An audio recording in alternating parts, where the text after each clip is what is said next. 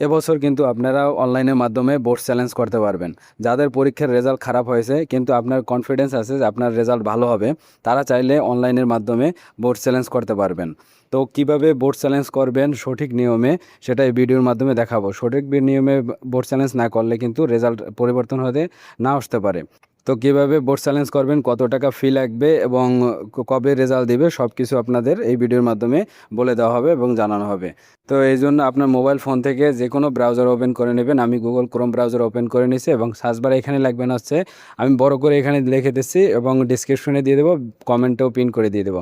এখানে লিখবে হচ্ছে rescutiny.educationboardresult.gov.bd। এটা লিখে সার্চ করবেন। সার্চ করার পরে এরকম ইন্টারফেস আসবে। এইখান থেকে হচ্ছে শিক্ষার্থীর তথ্য দিতে হবে আপনাকে। প্রথমে আছে বোর্ড সিলেক্ট করবেন। এই বোর্ডে এখানে লেখা আছে যে এখানে বোর্ড সিলেক্ট করবেন, আপনি কোন বোর্ড থেকে পরীক্ষা দিচ্ছেন ওই বোর্ডটা এখানে সিলেক্ট করে নেবেন। নেওয়ার পরে রোল নাম্বার দিবেন। তো এখানে এই যে রোল নাম্বারের এখানে অপশন আছে, এখানে আপনার রোল নাম্বারটা দিয়ে দেবেন। এটা আপনি নিজেই করতে পারবেন মোবাইল ফোন থেকে। একদম সংক্ষেপে আমি সঠিক নিয়মে দেখিয়ে দিচ্ছি। এভাবে আপনি করলে হয়তো আপনার রেজাল্টটা চেঞ্জ হয়ে আসতে পারে। তো এখানে এরপরে রোল নাম্বার দেওয়ার পরে রেজিস্ট্রেশন নাম্বার দিয়ে দিবেন। রেজিস্ট্রেশন নাম্বার দেওয়ার পরে পরীক্ষার ধরন এসএসসি থাকবে, এটা পাশের হার পাশের সাল বা বছর এটা হচ্ছে 2026। তো এটা এরকমই থাকবে, এটা কিছু করতে হবে না। শুধু আপনি হচ্ছে আপনার board, roll number, registration number এটা দিবেন। দেওয়ার পরে এই যে নিচে দেখতে পাচ্ছেন যে জমা দিন এখানে ক্লিক করে দিবেন। ক্লিক করার পরে পরবর্তী পেজে নিয়ে যাবে। এখানে হচ্ছে আপনার মোবাইল নাম্বার দিতে হবে। আপনি একটা সচল মোবাইল নাম্বার দিয়ে দিবেন, যেটা হচ্ছে আপনার এসএমএসের মাধ্যমে পরবর্তীতে আপনাকে রেজাল্ট জানিয়ে দিবে। তো এরকম একটা মোবাইল নাম্বারটা দিবেন যেটা সচল। তো এখানে মোবাইল নাম্বারটা দিয়ে দিবেন। দেওয়ার পরে সেম মোবাইল নাম্বারটা নিচেও এখানে দিয়ে দিবেন। মোবাইল নাম্বারটা নিশ্চিত হওয়ার জন্য দুইবারে মোবাইল নাম্বারটা এটা এখানে দিয়ে দিবেন।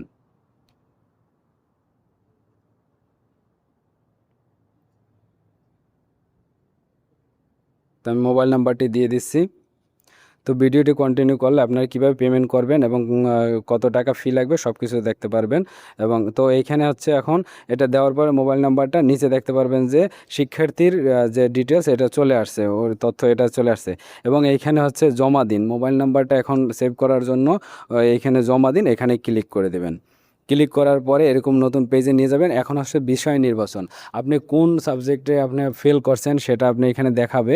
সেটাতে আপনি কোনটাতে আপনি হচ্ছে বোর্ড চ্যালেঞ্জ করতে চাচ্ছেন, ফেল করছেন, বা কোনটাতে আপনার যদি নাম্বার কম আসে, যদি যে কোনো সাবজেক্টে আপনি নাম্বার কম আসছে বা ফেল করছেন, ওইগুলো আপনি সিলেক্ট করে হচ্ছে বোর্ড চ্যালেঞ্জ করতে পারবেন। একসাথে একাধিক সাবজেক্টে আপনি আবেদন করতে পারবেন বা বোর্ড চ্যালেঞ্জ করতে পারবেন। তো এখানে সিলেক্ট করে নেবেন, একটা একটা করে সিলেক্ট করে নেবেন। আমি দুইটা বোর্ড চ্যালেঞ্জ করতে চাচ্ছি, তো দুইটা আমি সিলেক্ট করে নিচ্ছি।